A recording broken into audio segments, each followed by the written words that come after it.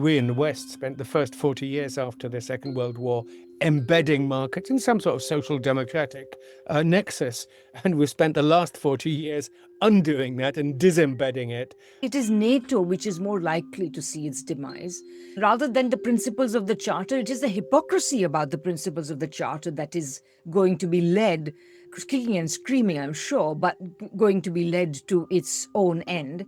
Hello and welcome to the 58th Geopolitical Economy Hour, the conversation that illuminates the fast-changing political economy and geopolitical economy of our times. I'm Radhika Desai, and you're watching Radhika Desai, Geopolitical Economist. Like the rest of the world, on the 28th of February just past, this channel's attention shifted abruptly to the US-Israeli war on Iran and away from that other conflict whose unfolding had held the world in rapt attention until then. However, things happen even when you're not looking, and they certainly are in the Ukraine conflict. Moreover, these developments are increasingly reacting explosively with those originating in the war on Iran, with implications for the world economy, of course, but also for the alliances and alignments that have structured the world order since the Second World War, not least for NATO. Just consider this list of recent developments in the Ukraine war. While Russia had been steadily advancing through most of the war since 2022, while it is poised to begin a spring offensive, probably after the Orthodox Easter of 12th April, it is being widely reported in the Western press that it has suffered setbacks, which probably are significant even after we discount the usual Western inflation of such claims. If the restrictions on the use of the internet in Russia in recent days and weeks are anything to go by, the Ukrainians have certainly been inconveniencing their giant neighbor and adversary with considerable effect. Meanwhile, since last year, the Russian economy has been slowing down, in good part thanks to low oil prices, at least until recently.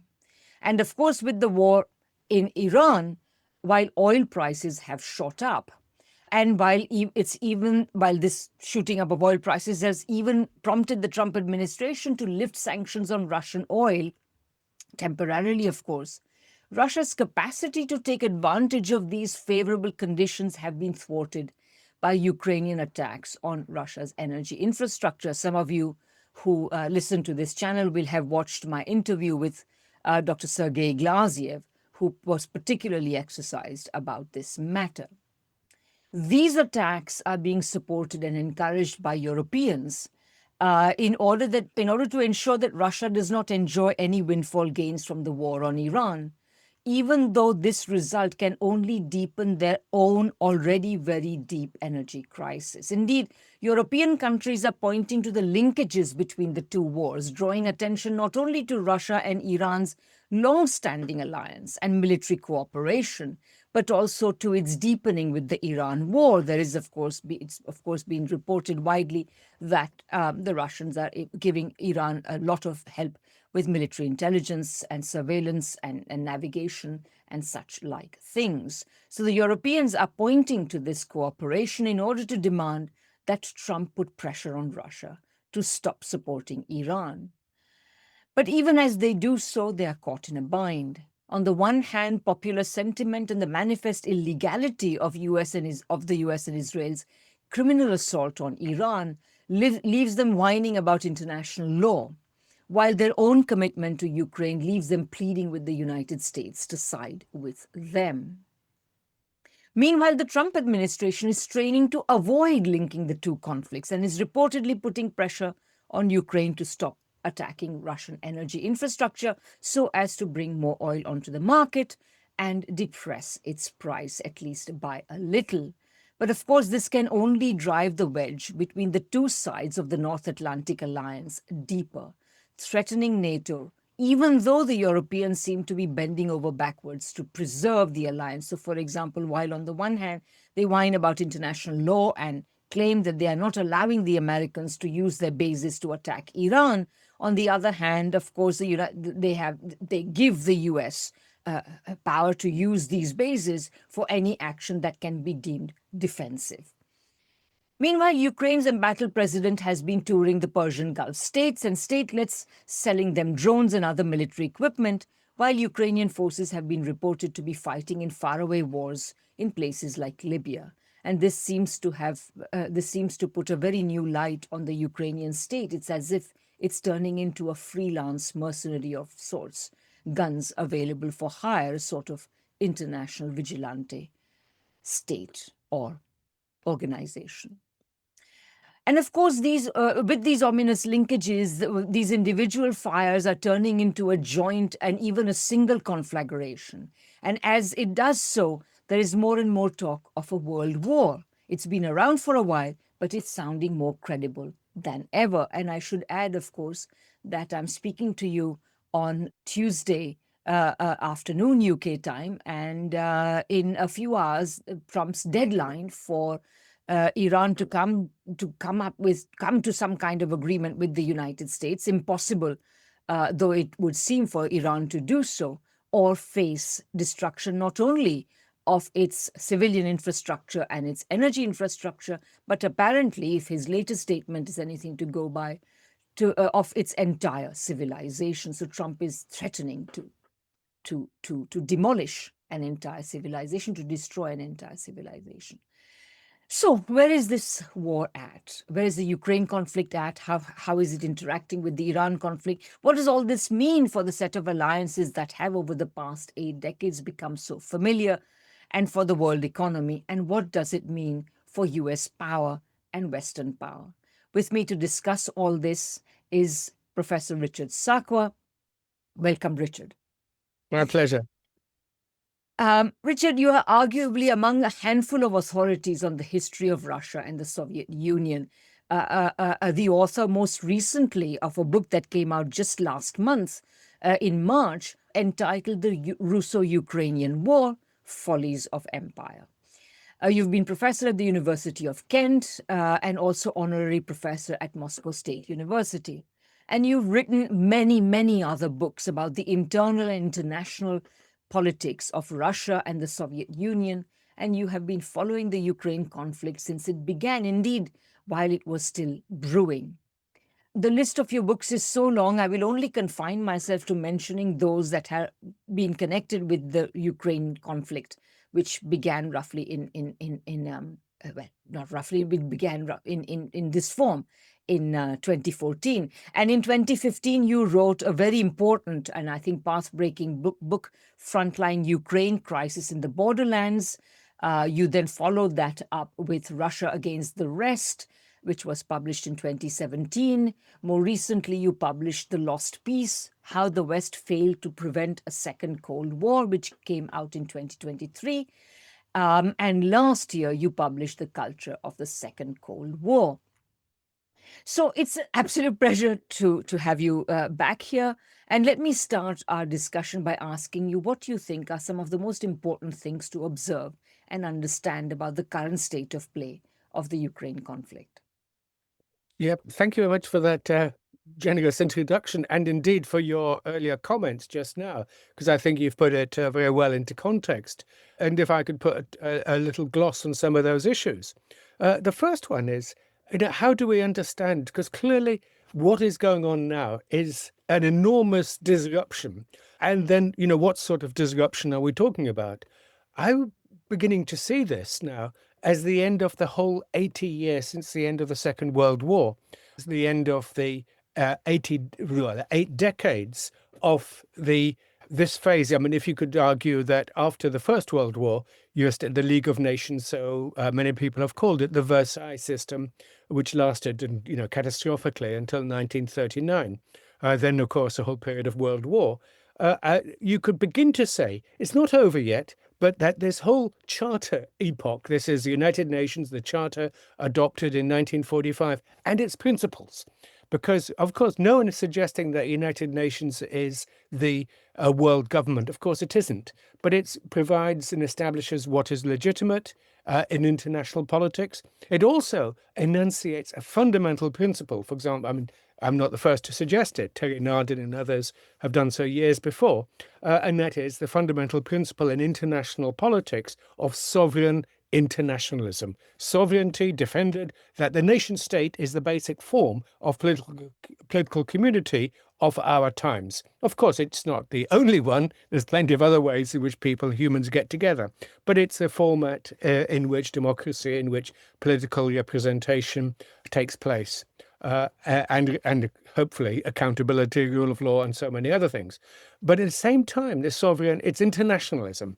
That is multilateralism, countries coming together for the public good. Now, this charter system, I've been arguing, is not the property of what we used to be called the rules-based order, the US-led liberal international order, any of those fancy words, which were basically a claim of usurpation. No, the United Nations system, the charter system, belongs to all 193 members of the United Nations.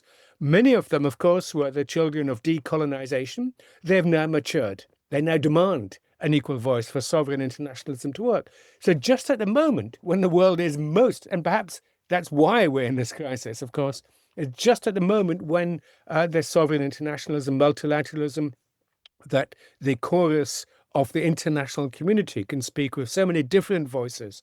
Recently, I've traveled to Malaysia, before that to Tanzania, marvelous countries, all with their major problems. But nevertheless, as we see in this US-Israeli attack on Iran, Pakistan is stepping up some diplomatic efforts, of course, China, and so much. In other words, it's now a polyphony rather than a rather dominant voice of the braying Western voice, which many of us have got so tired of its aggressive and assertive stance for so long.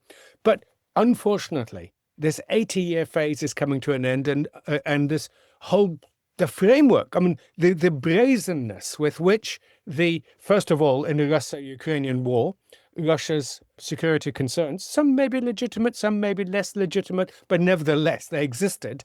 And of course, the war was then effectively, as Scott Horton and others show, provoked in all sorts of ways over many, many years, not just NATO enlargement, but a larger element.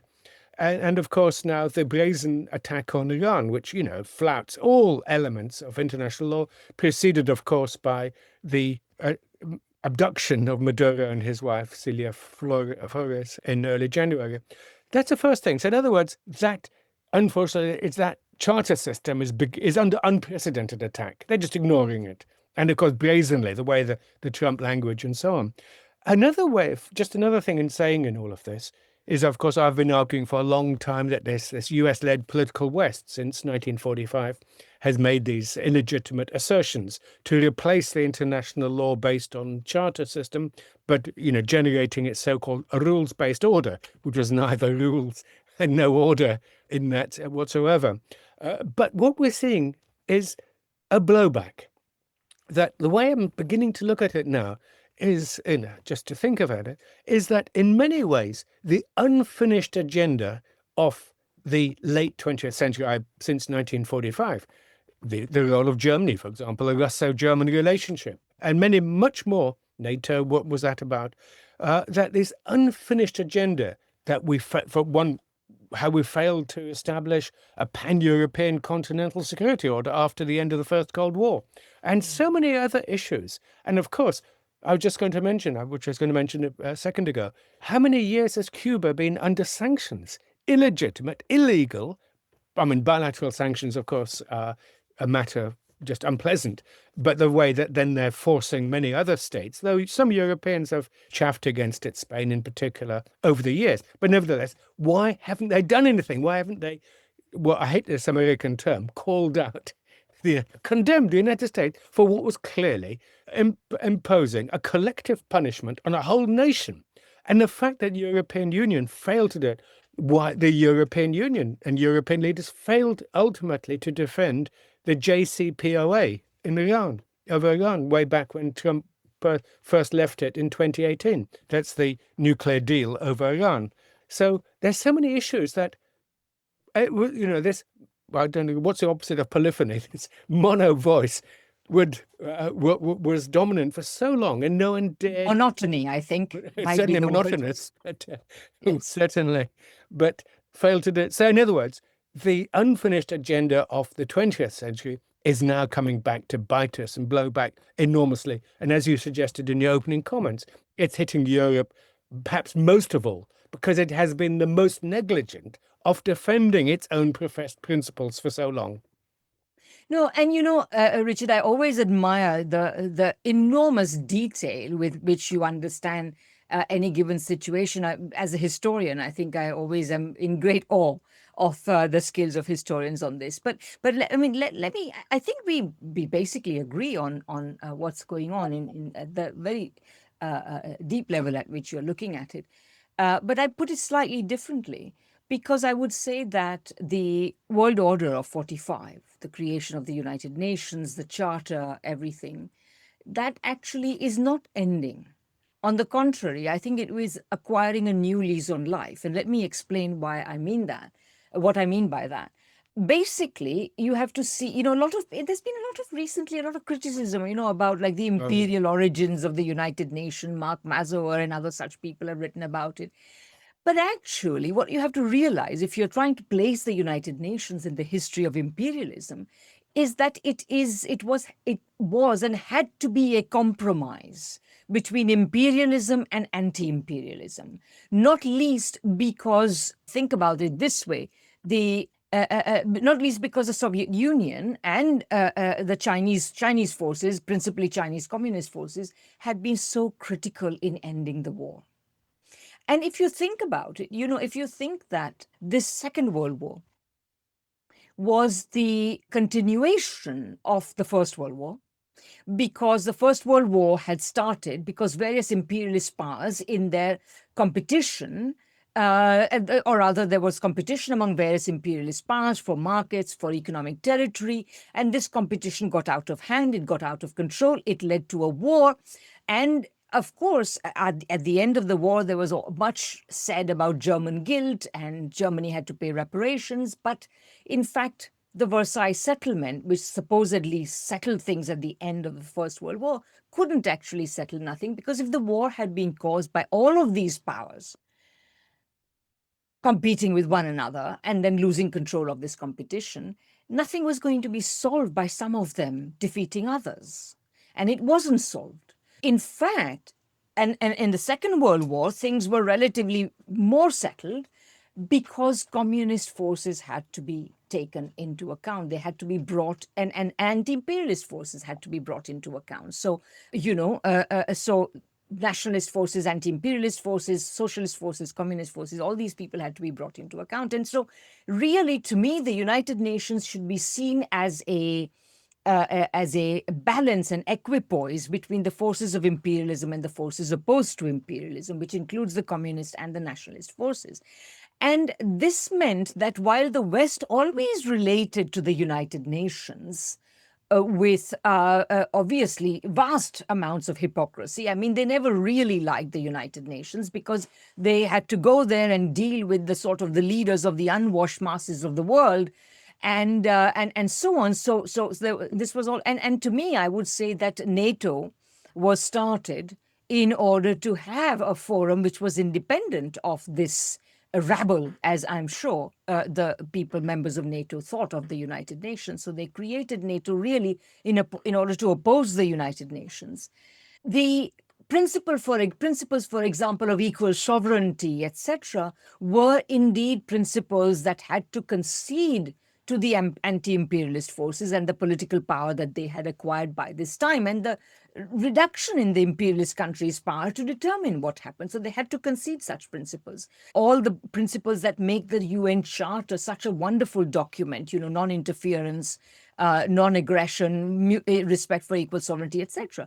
And then, even though they tried to create an exclusive council, the Permanent Five of the Security Council, guess who they had to include in that Permanent Five? They had to include the Soviet Union and China. And of course, for the longest time, they kept up the pretense that the Chinese sea should be occupied by Taiwan, but that could not be continued. So in that sense, I think that with the declining power of the United States and the West to control what's going on in the world, with their hypocrisy already being blown apart, not even by questioning from the rest of the world, but by questioning from within these countries themselves. So Trump got elected essentially by saying that, he was not going to subscribe to the hypocrisies of the Biden administration, and he was going to not engage in wars, and he was not going to promote democracy, and blah, blah, and so on.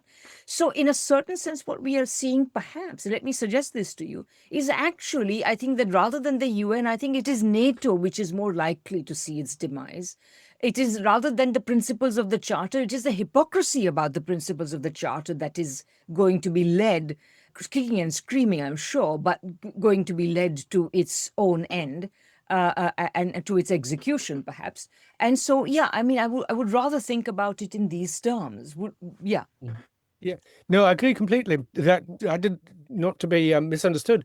That you're absolutely right. That the Charter principles, the United Nations, is to be defended, and more than that, it's in a certain sense, the system has now matured, as I say, with multipolarity or polycentrism, as some people prefer, as Amitabhacharya prefers to use that term, or he used multiplex world. But nevertheless, it has matured. The system has matured.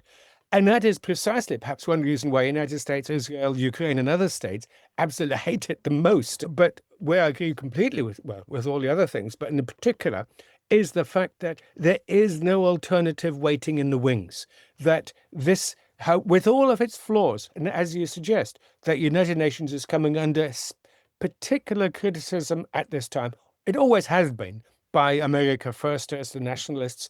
That's why they didn't ratify the League of Nations in 1919. And always the US commitment to the United Nations was always contingent, always reserved. As long as they could dominate it, okay, we'll use it. When we can't dominate it, we will discard it. And that's what I'm trying to say. That's coming to that point. But your second point, you're absolutely right, that this Atlantic power system, also established soon after 1945 in the heat of the early years of the Cold War with NATO and all the rest, and in part the European Union, which was always, one of the early people, Alan Dulles and all the Dulles brothers and so on, were always careful to ensure, yes, they wanted European integration, but it had to be done in a way which was compatible with the dominance of US hegemony over Western Europe. So any genuine independence, was not going to be allowed. In the European movement debates of the 1950-51, 1949-50-51, fascinating debates in the US about how the model of European Union, so absolute European integration, was going to take place. So that's why I talk of a political West. It's a very specific thing. And what I think that a lot of people have failed, building on what you've just said, is that after 1945, this political West has had an enormous influence on the shape and development of state development of its members, all except the United States. And even in the United States, it's had, obviously, the military-industrial complex and all of that. But for our Western European states, and of course, the Canada, Australia, New Zealand, the core members of the political West, and even Japan, obviously, as a defeated power, that's perhaps a slightly different category. So it's actually had the same effect. You remember Chris Bickerton, Philip Cunliffe, talk about the way that European Union changes the nature of its member states. And so the book by Bickerton, I think 2011, is from nation state to member state. But what I would say is build on that to enlarge. Membership of this political West has transformed the nature of European statehood, its members. And they've lost, they were politically emasculated, strategically dependent. And ultimately, this is why the blowback. This is why they couldn't really stand up for arms control. They couldn't really stand up for the JCPOA. They couldn't really challenge the United States over manifest, appalling sanctions on Cuba and so much more, but just as an example. And that what were they doing? This endless talk of European Union as a normative power. I remember the debate from my colleague Ian Manners in the early 2000s, European Union, a normative power. It's almost looking back at it now to say, where's your normative power? And why did you not deploy that? Genuinely, the war against Iraq, of course, in 2003. And of course, within the political West, you've got this Anglosphere, which is also Hmm. a very peculiar element. Yes. Obviously, now the Canadians are feeling that rather bitterly because the language, but this Anglo-American link, and which has been devastating in all sorts of ways, suddenly emasculated British strategic autonomy and ability to think separately, all the way from Ernest Bevin, of course, one has to say, one of the most disastrous Labour foreign ministers, with a succession, with maybe a little bit of exception of Robin Cook and occasionally a few bits, and all the way to an exceptionally weak series of foreign ministers we've had in recent decades. But, absolutely no real strategic sense. And it's damaging. For example, over the Iraq War, one of the people, senior official in the White House in the months before the war, told me when interviewing for the Deception book, I said that in the White House there was a lobby saying, no, this is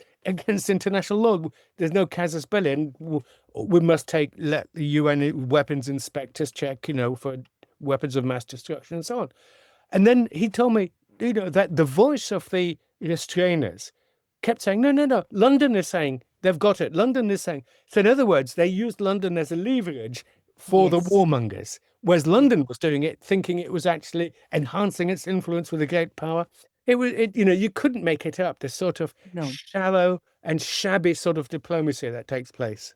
I mean, it's interesting. I've always been puzzling about this whole Anglosphere business and what does it mean? What does it imply? What is its structure and dynamics of this formation? But and within the wider context of what you call the political West, which is a perfectly good label, I suppose, is that basically you have the so-called victorious powers, which includes, well, two major Anglo powers and France, and then, I mean, well, whatever, and then the other two major capitalist countries are the defeated powers. Mm. And they are then demilitarized. They are politically emasculated to a far greater extent than the others. And so this creates a very peculiar dynamism. So they are, on the one hand, economic giants, but political pygmies. Whereas it's the opposite with the Anglo and Anglo-French powers. And oddly enough, precisely the kind of political economy that was necessary for having an extremely productive capitalist society was permitted to these powers, while the Anglo world, of course, much earlier than the Germans or the Japanese, went whole hog towards neoliberal views, which have, of course, deindustrialized. I mean, of course, now the entire political West is part of the whole scheme, of neoliberal financialization, which is going to bound to lead to deindustrialization and so on. But yeah, I wonder what you make of this particular configuration of the political West. Yeah.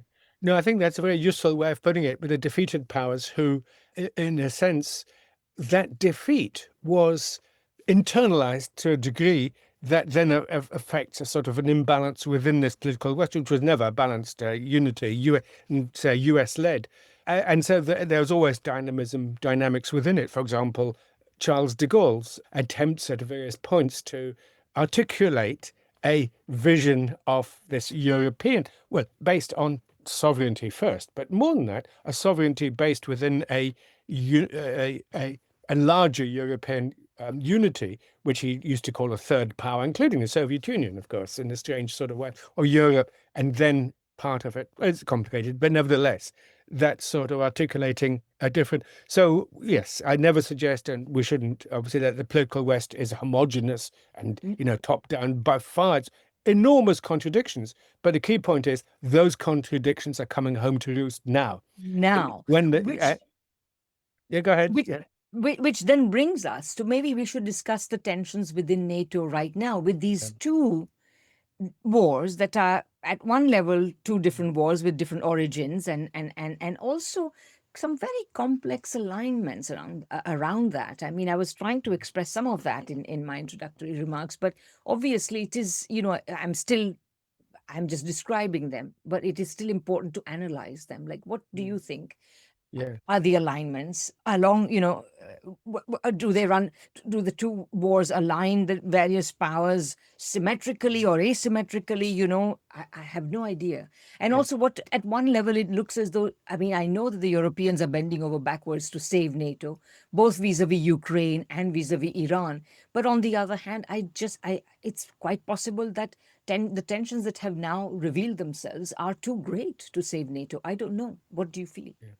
It's certainly under greater threat. Certainly, Donald J. Trump has not been happy with his allies, but then he's never been keen on NATO. All the way back into the 80s, by the way, it's been a long-term consistent. And in a sense, this is the thing about Trump and why many supported him earlier. I mean, obviously not about myself, why the voters in the United States supported him, because he was asking the questions that should have been asked decades ago.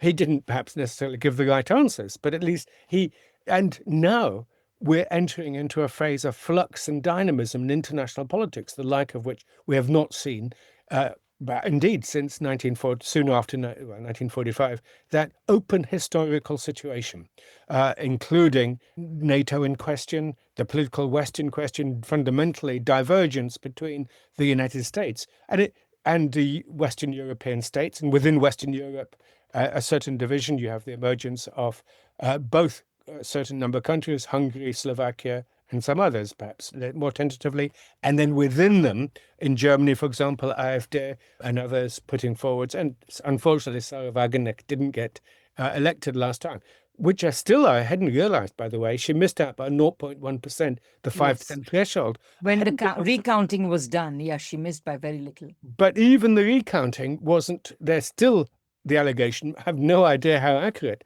that ultimately the figure was fiddled. I mean, I'm not suggesting that was the case, but I've just read some pieces which have made that argument that they really were not wanting Sarah Wagenknecht in. And so therefore, that process which we've been talking about before, how democracy turns into democratism, the pro forma, the formality of it, make sure performative democracy. Performative democracy. Yeah. You talk more about it than actually practicing it. Yeah. Yes. So in other words, there's flux and dynamism now, the like of which we've not seen for, as Xi Jinping told Putin at a meeting a couple of years back, the like of which we're not seen for 100 years. I'd say not 100 years. I'd say 80 years. Change is unseen in a century is the expression that does the rounds, particularly in China. You mentioned de Gaulle, by the way, and that reminded me, again, I tend to think in sort of Marxist terms about imperialism and stuff like that. And it seems that somehow as part of what you're calling, part of the structure and the foundation of what we are calling the political West was the fact that while Britain of course, lost her colonies one by one. 56 or whatever, 53, sorry, was the Suez Crisis. 56. And so, that you could visibly see the diminution of British power. But the French, particularly in relation to West Africa, somehow as part of this umbrella of NATO and the political West and what have you, the French managed to retain much of an empire. And that was probably part of what gave de Gaulle the, shall we say, the courage to assert the independence of France in a way that no other country could assert, other member of the political West could assert. And I think that this is quite an interesting angle, but also, I mean, so I'd like your comments on that, and maybe we can also, take them, our discussion to, what do you think is going on in the Ukraine war right now? Where are the Russian and Ukrainian armies at? Where are their military advances and retreats at? Where are their economies at, and so on? Yeah. Just a fun, as you say about de Gaulle, and I quote, it's not me saying this, is that after 1956, de Gaulle obviously only came to power in 58, but France decided it would never be totally dependent on the United States again, and soon after he expelled NATO headquarters in 1966. whereas Britain decided that it would never go against the United States again and went completely the other way. So, in other words, France reinvented itself as the leader of European integration. The United Kingdom ended up somewhere mid-Atlantic, not quite knowing, and of course, long delay about joining the European Union. Once it joined, and it left again in 26, well, voted to leave in 2016. So, and it still hasn't found a role. And other than the loyal lieutenant, subaltern to the US. And that relationship has been damaging to the United Kingdom, damaging to the United States, as I just said, over the Iraq War, as it gave the hardline, the hawks, justification, saying, look, London is doing this. And of course, it's been devastating globally. Yeah. And I was just remembering, sorry, a point I wanted to make earlier, of course, is that, of course, the French France's ability to control what goes on in West Africa, of course, is now manifestly reduced with all these alliance of Sahel states and so on. So again, that is going to throw a spanner in the works of any autonomy that France shows. Meanwhile, yes, I was thinking just the other day that, Boris Johnson, who comes along and essentially leads the Leave camp in the Brexit referendum through a series of lies and so on. In a certain sense, at that time, it may have looked as though the United States, he talked about global Britain, but what he actually meant was a pro-American Britain. And that was, maybe to Boris Johnson, it may have looked viable. But of course, even if it was viable in 2016, it was too late. It was not viable for much longer. And now we're back, so that in the stage where, the Starmer and all the chattering classes are talking about how Britain can somehow wheedle its way back into the European Union in some form or format in the coming years, because the United States has become such an unreliable partner. I mean, I was astonished to read that Martin Wolf says in one of his recent columns, and he's an Atlanticist if there ever was one, and he said, look, if the Americans can elect Donald Trump twice, it's not much of a partner. If the United States cannot be much of a partner, and we have to think about alternatives. Absolutely. And those who hope that after Trump, everything will be status quo ante, I think they're beginning to understand there's no way back to the golden age, if you like, of what they see of the Atlantic alliance system. But as for your question, what's going on in the Russo-Ukrainian war? There's a number of things, but we don't know, as you suggested. There's much talk of once the ground dries out after the Orthodox Easter, which is next weekend, that Russian forces are building up. But of course, at the same time, the technology is constantly changing, and drones, which used to have a 30-kilometer zone on either side of the front line, where you could have no accumulations of forces, it's now 90 kilometers. And these drones are more powerful, more devastating, more all-seeing.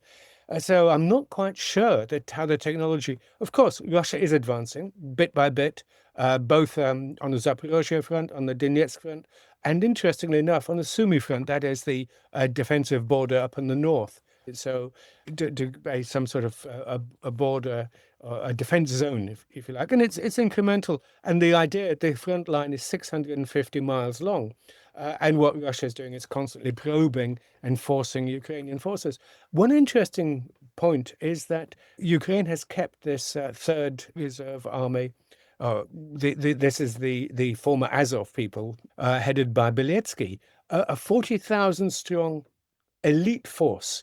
And this is really going to be one of the determining forces towards peace. And as we know, Zelensky was elected in 2019 as the peace candidate, but very quickly intimidated by these forces, Beletsky in particular, who threatened his life. And of course, they have not gone away.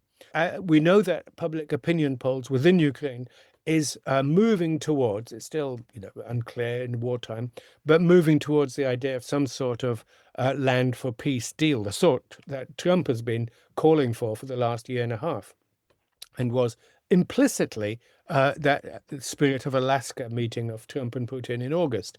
But of course, he's a veto player, Beletsky, and those 40,000 crack troops who are, they do move at points of the front and they do engage, but they're very careful to maintain themselves as a functioning unit, as a Freikorps, if you like, after a peace settlement. And so they're veto players. So It's very unclear how, and obviously Trump is now distracted, and he will be going back to the so-called peace talks over Ukraine, which were very bizarre, with and the idea of some sort of ceasefire, which would solve nothing, and as Russia insists on dealing with the root causes.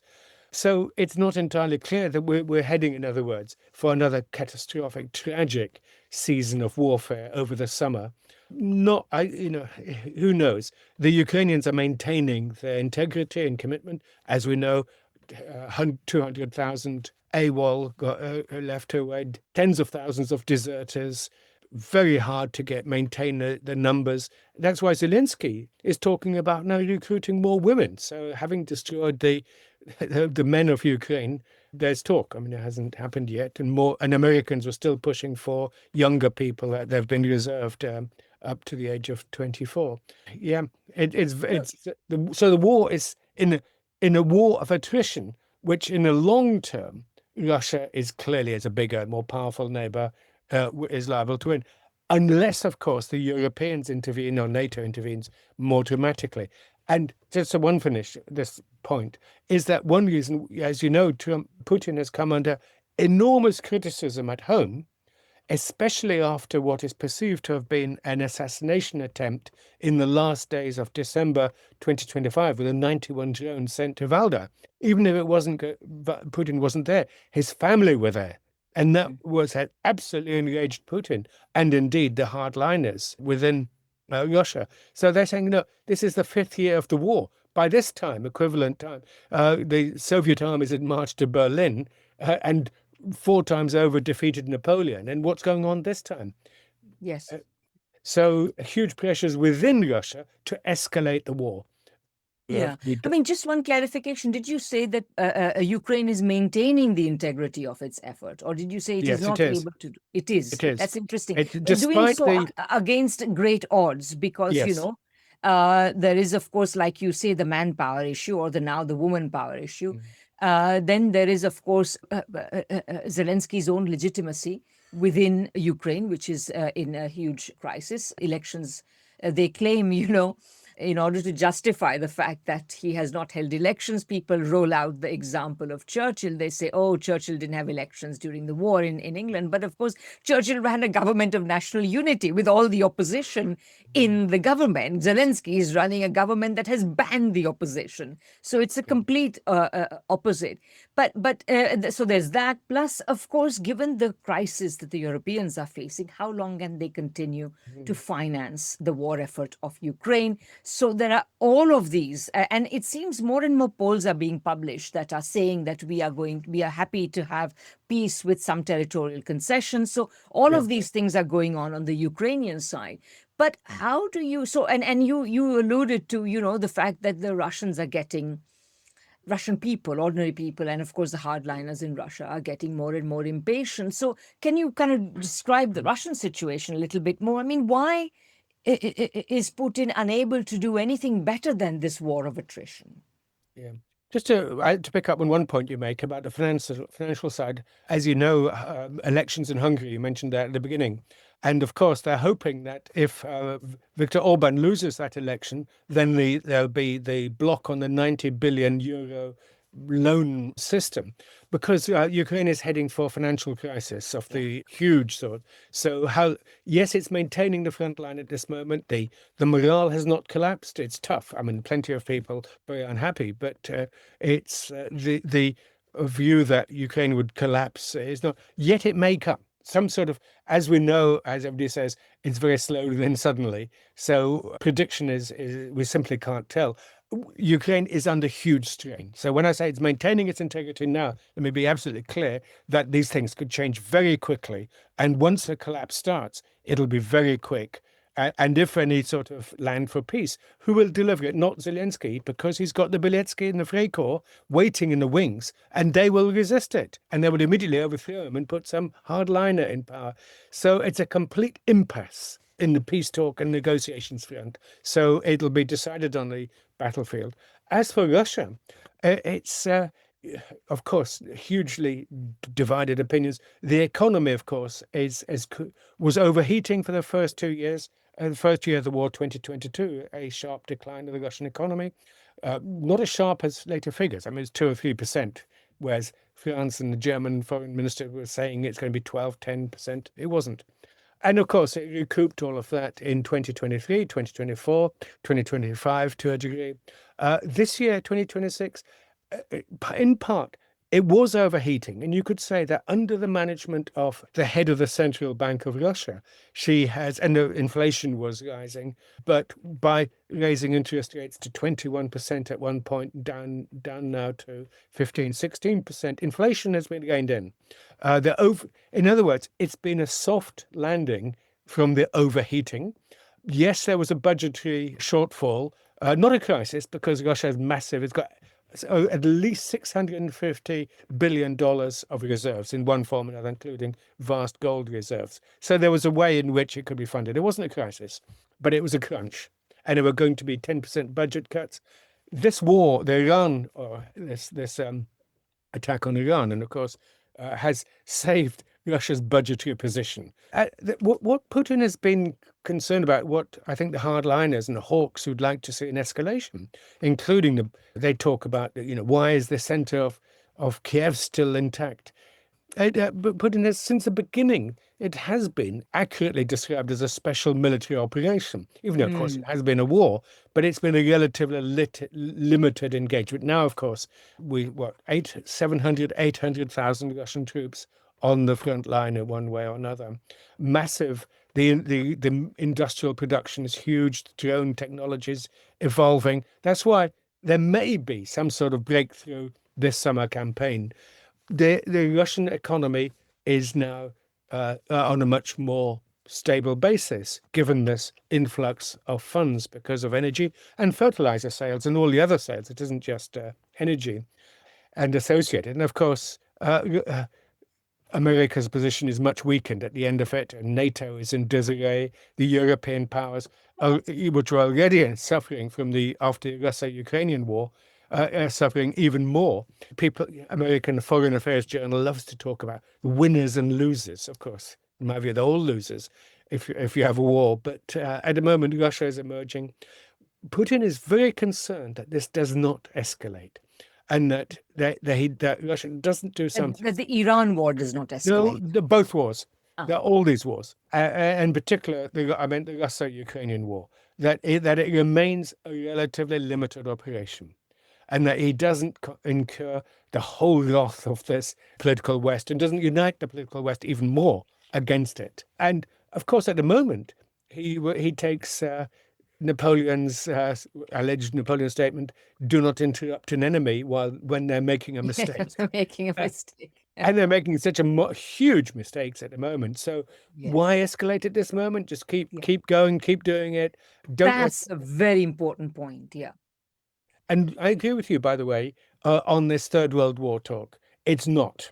But in the nuclear age, you simply, and this is at the back of Putin's mind, and indeed under Biden's earlier, of course, with Trump, you never know, that it was always, we've really got to keep it sub-threshold level. Because once that nuclear taboo is broken, then all hell will be unloosed. And that's why we talk sometimes, it's in the sort of the foothills or the plains below the mountain of the Third World War and that of the mushroom cloud. We're circling in, if you like, we're dancing on the edge of a volcano. And it's very, very dangerous.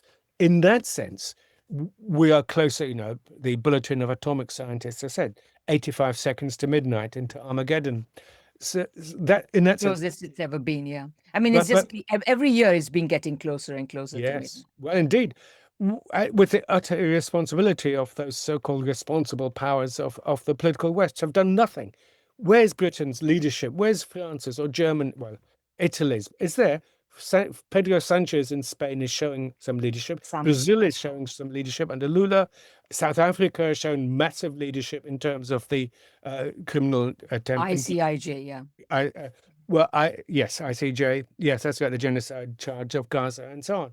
So some countries, as I say, it's now a greater polyphony. What is clear as a result of all these wars, and one final point of what you said earlier, these three wars effectively are merging. the long-term Israeli war in Palestine and Lebanon, Yeah. the Iran war now on the Gulf War, the third Gulf War, and the Russo-Ukrainian war, and the fact that, that the Green Goblin, as it's been called, that Zelensky has been traveling like a demented whatever, I don't know what, going to Saudi Arabia and to hawk Ukraine's drone technologies. And, one way or the other, and Saudi Arabia is then going to be the magic bullet which is going to save financially Ukraine and so on if the European powers can't do it. Followed by Zelensky's extraordinary language he uses condemning his allies in the European Union at the Munich Security Conference. When he's quite shameless in the way he's been talking. And that's another thing, by the way, just something. I think that Zelensky has been given too much of a free pass. He is one of the most catastrophic leaders of modern times. He is a man who was elected as a peace candidate, absolutely rightly so. He conducted his campaign in Russia, but he gave in to that free corps thinking, the Beletskys and the others, the Azov, the hardliners, the Banderites. He gave in to that. He had opportunities for off-ramps, Minsk, then, of course, the security treaties. Just the essence of a leadership or statecraft is to save your nation from catastrophe. He led it to catastrophe, and it's unforgivable. But I'd add, yeah, absolutely. And I mean, look, I think that he's I just think he's like a Boris Johnson figure in fatigues. But anyway, the real issue is that it's not just the Freikorps people, the Azov battalion types. Remember that it's also the West. So that when there were the Istanbul peace agreements very early on, Boris Johnson went in there and said, look, don't sign anything, etc. And so I think that the West has had a vested interest in continuing this war. And so I think that we have to, and I think that given that, I always focus on ability rather than motive. I mean, the West still would dearly love to win this war against Russia. And remember, the other reason why this is taking so long is Russia is not just fighting Ukraine. Russia is fighting NATO. Yeah. And it's a very, very large, huge enemy. But anyway, the point I want to make is that simply, Russia is fighting a lot more, and the West is still committed to this crazy anti-Russian position, which is not at all in its interest, but most people know that. But let me come back, maybe we should probably wrap up soon, but let me come back to this whole World War question, because, we were talking about it before we started this recording, but there is this, and I mentioned this in my remarks as well, that people are calling it a world war. And we were talking that I don't really think it's a world war, and I feel that there are very deep reasons why I don't. Because, when people, when this trope began to do the rounds, I said, what is a world war? Why was it called a world war? And I started some investigation. And apparently the term world war began to creep into use in the late 19th century. And then, of course, I was reminded that Friedrich Engels, in 1887, in a preface he had to write to a small pamphlet, which he considered rather brilliant, but anyway, a small pamphlet about some particular aspect about German military matters and so on. In this introduction of his, he actually predicted a war in remarkably prescient terms. Let me just read you a short paragraph from this. He talked about a world war, and now I'm quoting Engels, a world war, moreover, of an extent of violence hitherto unimagined. 8 to 10 million soldiers, he said, will be at each other's throats. And in the process, they will strip Europe barer than a swarm of locusts. The depredations of the 30 Years' War will be compressed into 3 or 4 years and extended over the entire continent. Famine, disease, the universal lapse into barbarisms, both of the armies and the people, in the wake of acute misery, irretrievable dislocation of our artificial system of trade, industry, and credit. We are thinking of what's happening in Iran right now, but also, of course, what happened during the wars. Ending in universal bankruptcy, collapse of old states and their conventional political wisdom to the point where crowns will roll into the gutters by the dozen and no one will be around to pick them up. The absolute impossibility of foreseeing how it will end, and who will emerge as victor from the battle. And then, of course, being the communist and revolutionary he says only one consequence is absolutely certain: universal exhaustion and the creation of the conditions for the ultimate victory of the working class. Which I have to say, at one level, if you remember, the wave of working class struggles that swept over Europe at the end of the First World War was not completely completely, how can you say, fantasy thinking. So Engels predicted this. And to me, the more I think about it, the reason why people like him called it a world war is because think about the world as it was at that time. It was divided up among the major imperialist powers, who then drew the entire world into the war. India had nobody to fight, but Indians fought in the First and the Second World Wars, as did people from the Caribbean, from Africa, from all over the world, from all over Asia, and so on. So in that sense, it was a world war, because the world was under the command of the warring states. Today, and of course, none of these powers, none of the major powers of the world at that time had any interest in peace. They only had interest in territorial acquisition, the aggrandizement of their own power, etc. And I would say that we are, perhaps not in a completely day and night way, but we are in a substantially different world where I think, first of all, I really dislike the term flag independence. It means that, countries are not really independent. They may have got their own flags and maybe their own postage stamps and maybe their own airlines, but that's all they have. No, I think that the autonomy of the world does mean something. And wherever it is possible for many of these states to assert this autonomy, they often do. Plus, we have at least two major powers whose interest lies not in territorial aggrandizement, namely China and Russia. So I think, and of course, a whole lot of other substantial states that do not wish to see war. So that in that sense, I think we are, horrific though it is, we're looking at a much more limited war. That's and I think it would be, to call it a world war would be to assume that we live in a world that is just as imperial, in which imperialism of the modern capitalist sort is just as powerful as it was then. Yeah. No, I think that's very good. Remember the Conference of Berlin in 1885 carved up Africa and so on. Yes. But one has to say that Engels's words were remarkably prescient. But with his final sentence, not so much even came to effect, not so much after the First World War, but after the Second, indeed. You had social democracy, you had embedding of liberalism and the market.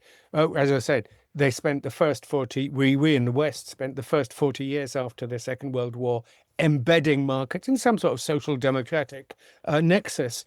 And we spent the last 40 years undoing that and disembedding it, which is with catastrophic consequences, with a sort of the emergence. And of course, its international political scene is populated with, back to even almost pre-industrial type of company states, with making the weather in all sorts of ways. So it's a complex framework, but it isn't a war. One of the other things, of course, the first of these genuine world wars, people would argue, was a 7 years war from 1756 to 1863, fought in Americas, fought Britain over India, and so on. And of course, in East Asia, the Indonesians, the Dutch were pushing out the Portuguese, and so on and so forth. So but at the moment it's not. So far, fortunately, but therefore, if you're saying this, are we then saying what we're seeing then is this hypertrophication of the Israeli eruption into the Middle East, and its almost unrestricted exercise of power, assassinations from the very beginning of this Stern gang against the British Irgun, and so on. And of course now it's become simply, and of course with about 200 nuclear warheads, and then of course this in alliance with the United States destroying Iran and so on, which is now dragging in the Gulf states. But it's regional. It's Middle East and it's Eastern Europe. It's not only regional, but that there are states, Macro-regional. there are powerful states who are not going to just join this with abandon. Like you said, Putin is very concerned that the war should not escalate. His own war should not escalate. He's also concerned that the Iran war should not escalate. So Right. in all, and China and so on. So these important powers are standing on the side, not standing on the sidelines exactly. They are actually helping Iran. But at the same time, they want to do so in a way, on the one hand, as to avoid nuclear war, and on the other hand, is to bring about peace as early as possible. So you have, essentially, to me, you have a very different set of interests at play than there were back in Very 2014, much so. Yes. 1914 to 1945. You know, and the other thing, sorry, that I should say that gives me hope is that the imperialist West's ability to wage war is today much more limited than it was before, thanks to deindustrialization. So again, Yeah. that puts things. I mean, that doesn't mean that they will not wreak a lot of destruction in the months and years to come, but there is a finitude to that ability. Yeah. No, indeed. Many questions to continue at a later point. Exactly. Come back with pleasure. Thank you. Thank you so much, Richard. And yeah, so thanks to everyone for watching this. Please like, subscribe, share, and support us, and see you next time. Bye-bye. Goodbye.